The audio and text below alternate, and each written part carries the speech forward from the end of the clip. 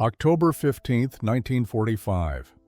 The war in Europe had been over for 5 months, yet in a small facility outside Montreal, Quebec, a transport truck carrying an unusual cargo rolled through the gates of a makeshift detention camp. Canadian soldiers stood at attention, their expressions revealing confusion and uncertainty. They had been expecting prisoners of war, but not like this. The 37 women who stepped down from the truck wore the tattered remains of German Women's Auxiliary Corps uniforms, their faces pale and drawn from weeks of transit across the Atlantic. These weren't the hardened soldiers the guards had prepared for. They were young women, some barely out of their teenage years, captured during the final chaotic weeks of fighting in the Netherlands and northern Germany. They had served the Wehrmacht as communication specialists, medical orderlies, and administrative personnel. Now they found themselves thousands of miles from home, standing in the crisp autumn air of a country they knew almost nothing about. Among them was 24-year-old Ilse Brenner, a radio operator from Dresden, who clutched a small canvas bag containing everything she still owned in the world. Her city had been reduced to ash and rubble months before her capture, and she had no idea if any of her family had survived. Beside her stood Anneliese Weber, 19 years old, from a small village near the Austrian border. She had joined the Auxiliary Corps in 1943, believing the propaganda that promised she would be helping defend her homeland from invasion.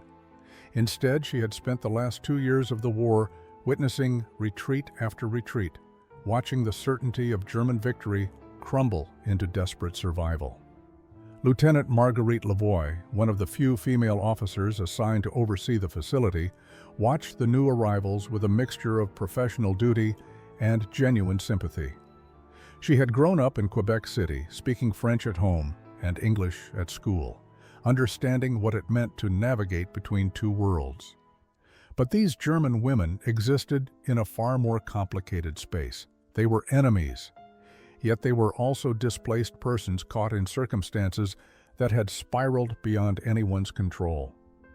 The women were led to a converted barracks building that had been hastily prepared for their arrival. The facility had originally housed Italian prisoners earlier in the war, men who had since been repatriated or transferred.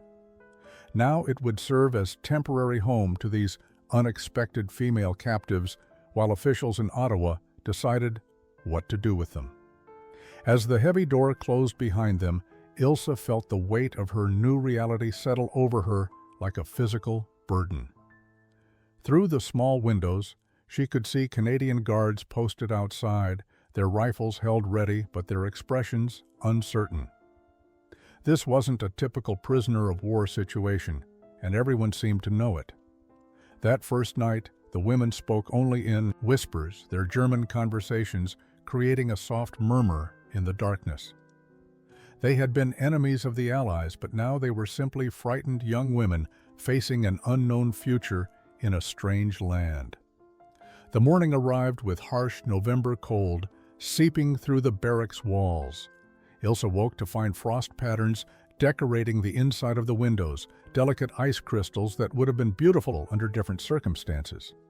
Around her, the other women stirred slowly, reluctant to leave the thin blankets that provided their only warmth. The reality of their situation felt even heavier in daylight than it had the previous evening. Sergeant Claudette Bélanger entered the barracks promptly at 7 o'clock, her breath visible in the cold air.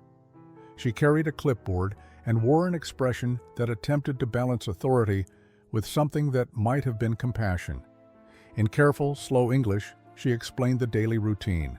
Breakfast at 7:30, work assignments at 9, lunch at noon, more work until 4, dinner at 6, lights out at 10. The women stared at her blankly, understanding perhaps one word in 3. Ilse, who had studied some English in school before the war, caught enough to grasp the basic structure. She translated quietly into German for those nearest to her, her voice barely above a whisper. The others listened intently, their faces betraying no emotion. They had been trained to maintain composure, to represent their country with dignity even in defeat. But beneath that carefully maintained exterior, fear and uncertainty churned like a winter storm. Breakfast was served in a separate dining hall, a long room with wooden tables and benches worn smooth by years of use. The Canadian guards watched as the German women filed in silently, maintaining a precise formation that spoke of military discipline.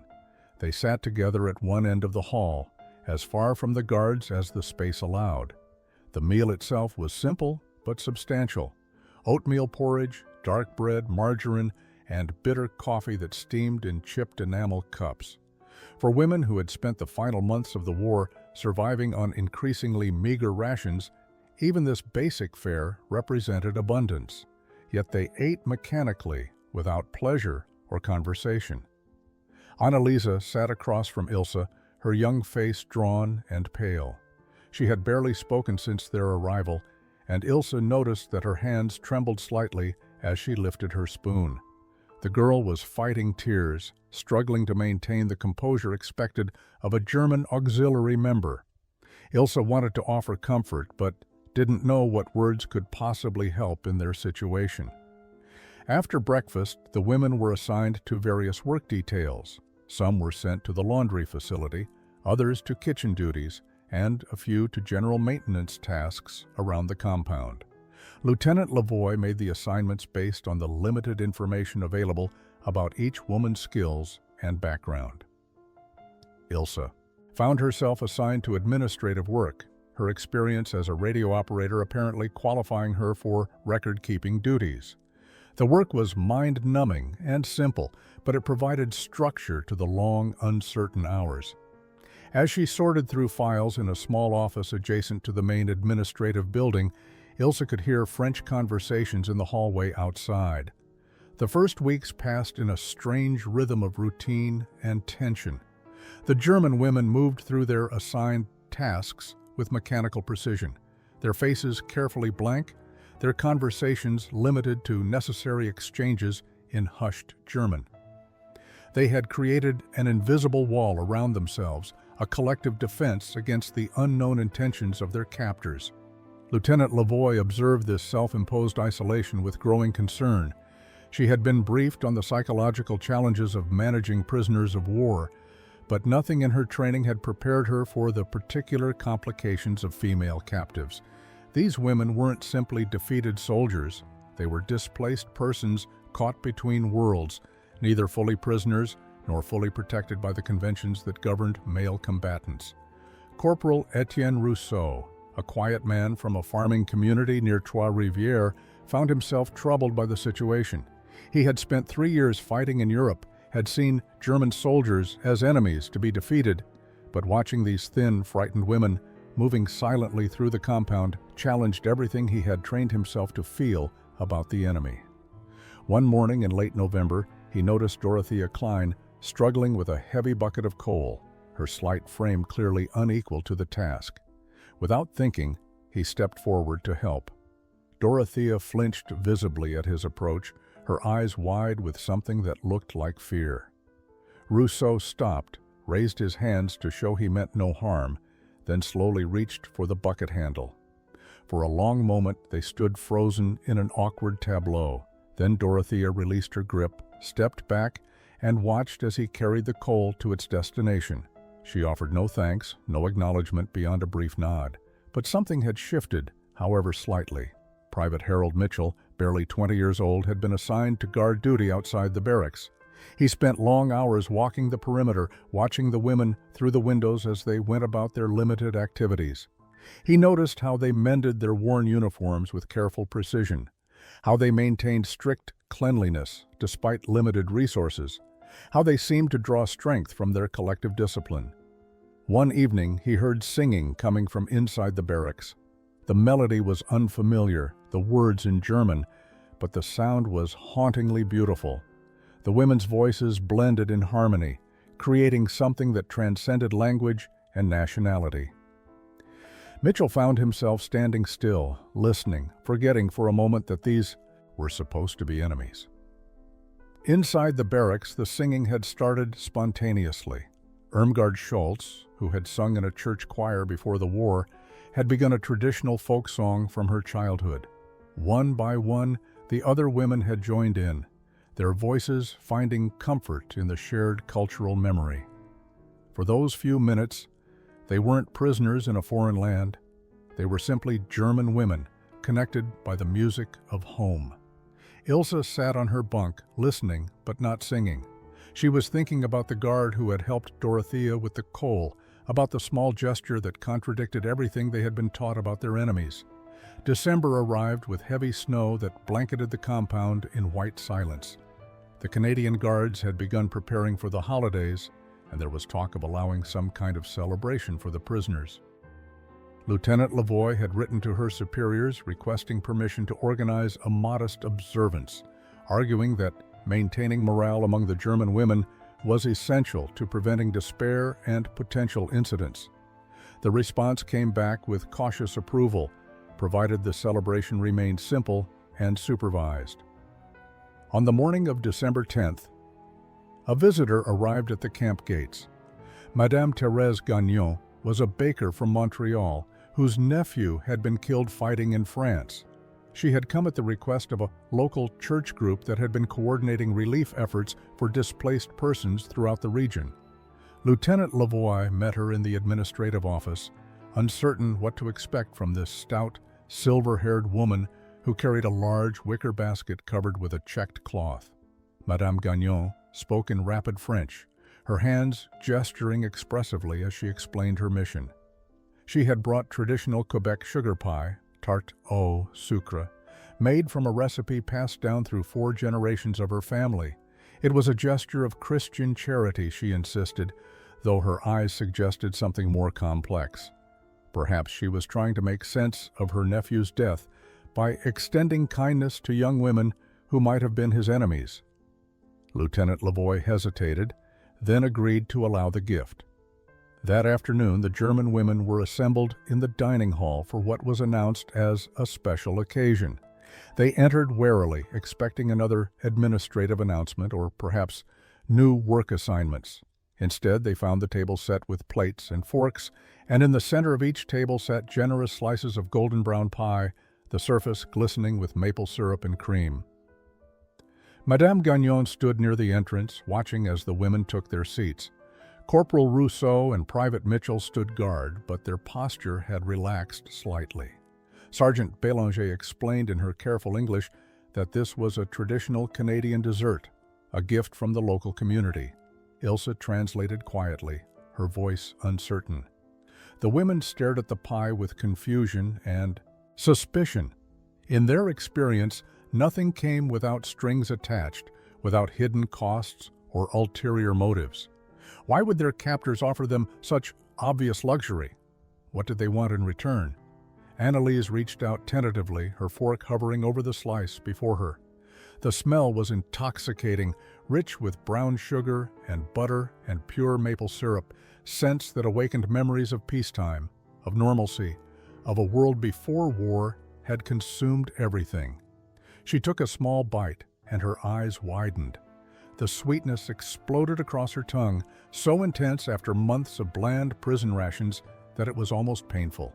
The pie was rich and smooth, the crust flaky and buttery, the filling an impossible combination of sugar and cream that seemed to represent everything their lives had been missing. Around the room, other women were experiencing the same revelation. Forks moved slowly to mouths, expressions of suspicion giving way to something else entirely. Hildegard Meyer closed her eyes as she tasted the pie, and tears began streaming down her weathered face. The sound began quietly, a single sob from Hildegard that she tried desperately to suppress. But the sweetness of the pie had broken through defenses built over months of hardship and years of war. The simple act of tasting something so purely good, so untainted by suffering or deprivation, had cracked something fundamental inside her. Within moments, the crying spread through the dining hall like a wave. Annalise wept openly, her young face crumpling as she took another bite of pie through her tears. Ursula Franke, who had maintained stoic composure since their capture, found herself shaking with silent sobs. Dorothea Klein covered her face with her hands, her shoulders heaving. Even Irmgard Schultz, always so controlled and dignified, felt tears streaming down her cheeks as the taste of the sugar pie awakened memories she had tried desperately to bury. The Canadian Guard stood frozen, completely unprepared for this response. Private Mitchell looked to Corporal Rousseau with panic in his eyes, uncertain whether they should intervene or retreat. Lieutenant Lavoie moved forward instinctively, then stopped, recognizing that what was happening was not a crisis but a release.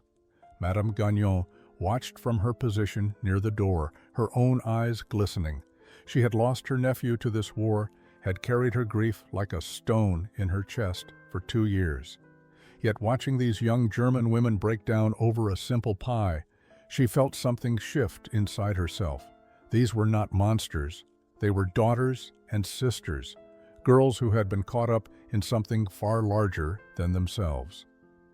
Ilse sat at her table, fork suspended halfway to her mouth, watching the emotional collapse happening around her. She had taken one bite of the pie and felt the same overwhelming surge of feeling that had broken the others.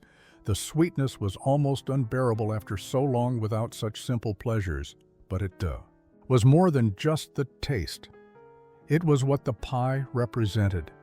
Someone had baked this with care, had taken time and precious ingredients to create something beautiful for them, for enemy prisoners, for German women who should have been hated. The contradiction was too much to process. She thought of her mother's kitchen in Dresden, of Sunday afternoons when the smell of baking filled their apartment. She thought of her younger sister, who had loved sweets with such innocent enthusiasm. Were they alive? Were they somewhere in the ruins of their city, struggling to survive? Or had they been consumed by the firestorm that had destroyed Dresden? The questions she had been holding at bay rushed over her, and she began to cry as well. Sergeant Bélanger moved quietly through the room, placing her hands gently on shoulders, offering clean handkerchiefs, speaking soft words in French that none of the German women could understand, but whose meaning was clear in her tone. There was no judgment in her actions, no contempt for this display of weakness, just simple human compassion.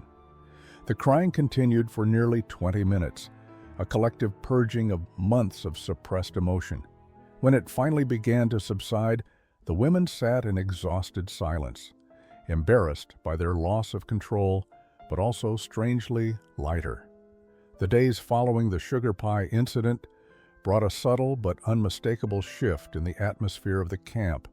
The invisible wall the German women had constructed around themselves had developed cracks, and through those openings, tentative connections began to form.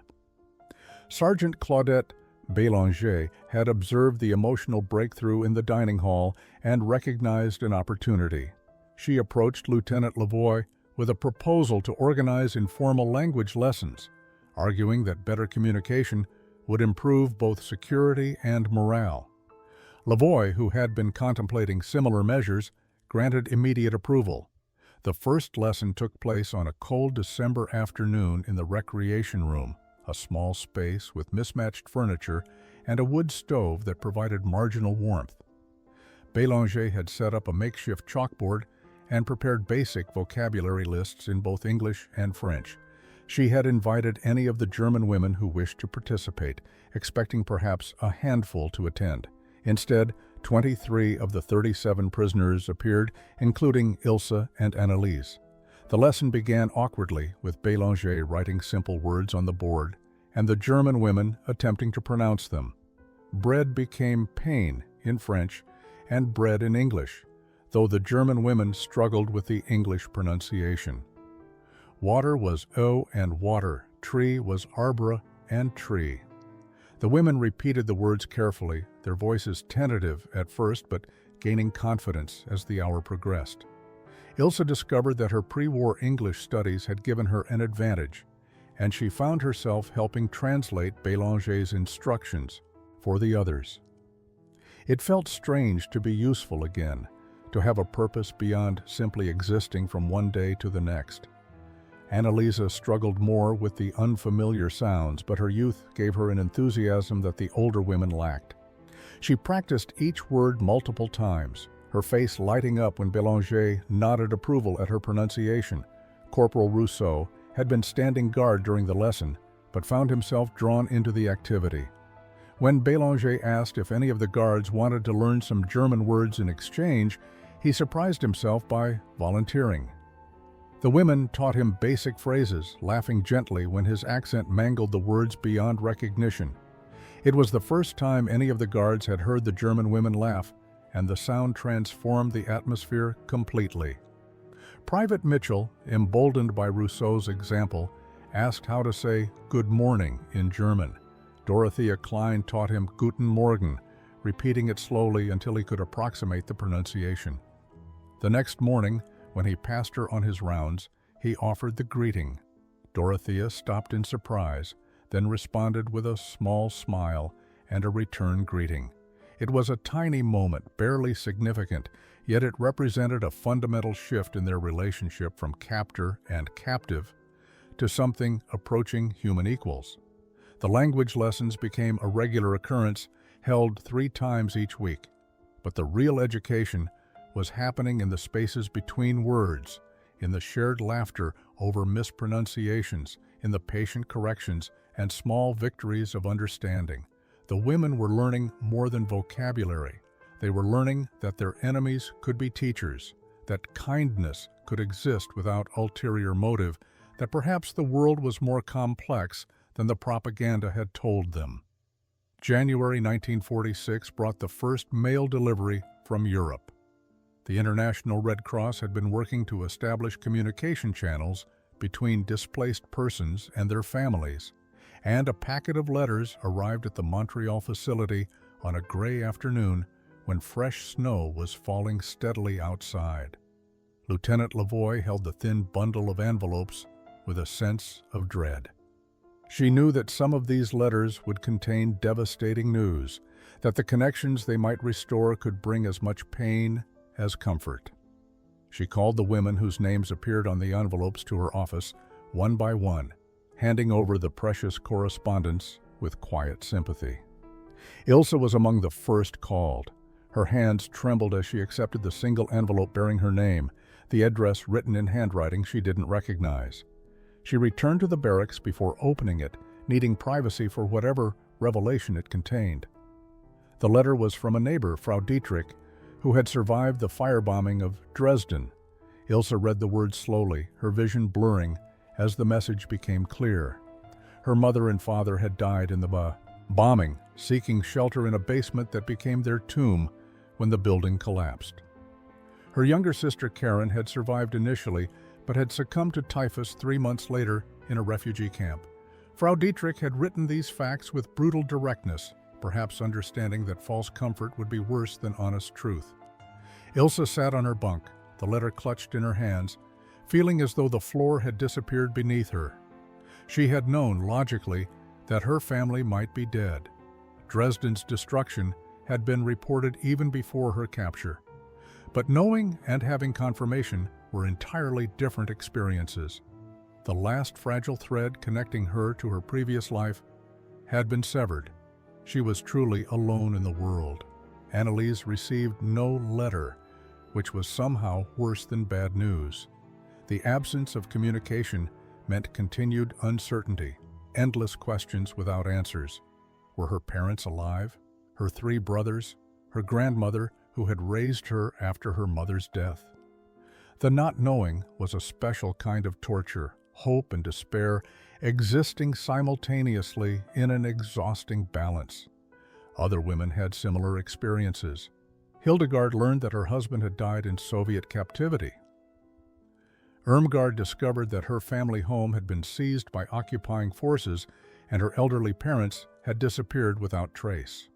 Ursula received confirmation that her entire extended family in East Prussia had been killed or displaced during the Soviet advance.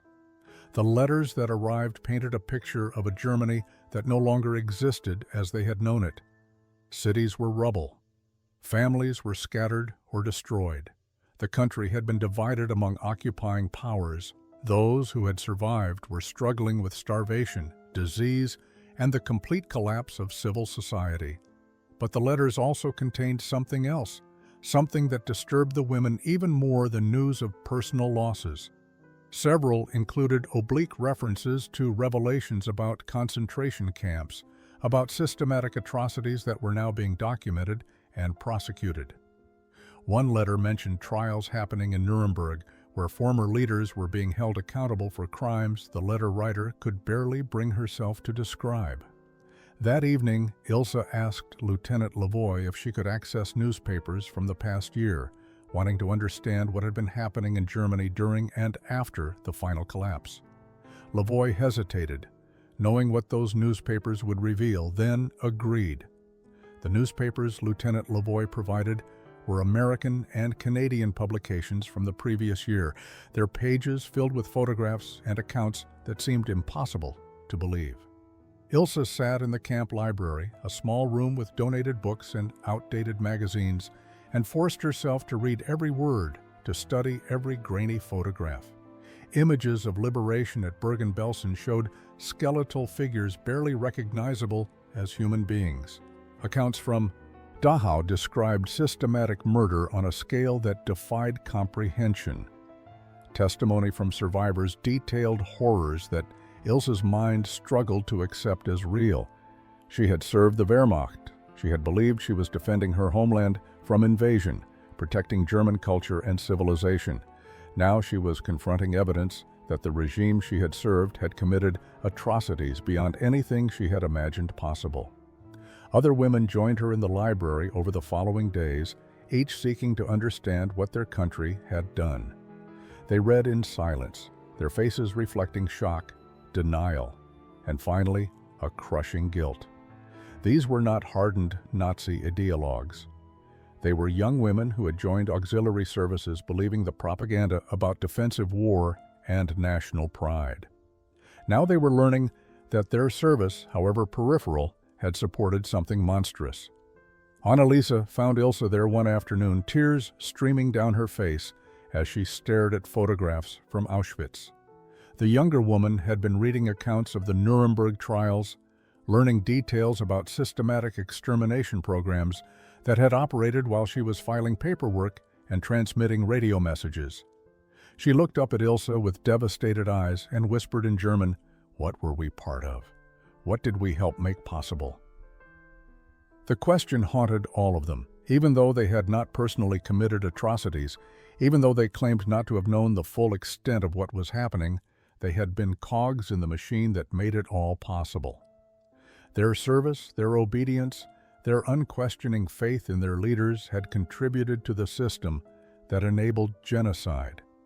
The weight of this realization was crushing. That evening, the women gathered in small groups throughout the barracks, speaking in hushed German about what they had learned.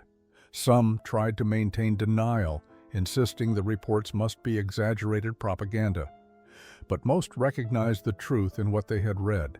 The evidence was too extensive, too detailed, too consistent across multiple sources to dismiss. Dorothea spoke what many were thinking. How can we go back? How can we return to a Germany that did these things and claim we had no responsibility? The question hung in the cold air of the barracks. Repatriation had always been presented as inevitable, the natural conclusion to their captivity. Prisoners of war were returned to their homelands once hostilities ceased, but the idea of returning to Germany now felt impossible.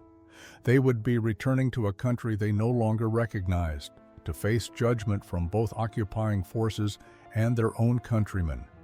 Those who had survived the camps would rightfully ask where people like them had been, what they had done while the atrocities unfolded. Meanwhile, their daily life in the Canadian camp had evolved into something unexpected. The language lessons continued. Madame Gagnon had returned several times with more baked goods, each visit softening the boundaries between prisoner and free citizen. The Bergeron family, who owned a farm outside Montreal, had begun visiting the camp as part of a church outreach program, bringing fresh eggs and engaging the women in halting conversations that mixed German, French, and English. Spring arrived in March 1946 with the first signs of thaw. Ice on the compound began to melt, revealing patches of brown grass beneath the snow. With the changing season came official notification from Ottawa. Repatriation procedures would begin within 6 weeks. All German prisoners of war would be processed for return to occupied Germany through displaced persons camps in Europe. Lieutenant Lavoie called a General Assembly to announce the timeline and explain the procedures. The 37 women gathered in the dining hall, their faces reflecting months of internal struggle. Lavoie spoke clearly in English, with Sergeant Bélanger translating key points into French, and Ilse quietly rendering both into German for those who still struggled with the languages. When Lavoie finished and asked if there were questions, Ilse stood slowly. Her English had become fluent over the months, her accent still present, but her words clear and confident. "Lieutenant Lavoie, may I speak for some of us?" she asked. Permission was granted. Ilse looked around at the other women, seeing silent encouragement in their faces. Anneliese stood as well, followed by Dorothea, Irmgard, Hildegard, and 7 others, 12 women in total, standing together in a decision they had debated for weeks. "We wish to request permission to remain in Canada," Ilse said, her voice steady despite her racing heart. The words fell into the room like stones into still water. Lieutenant Lavoie blinked in surprise.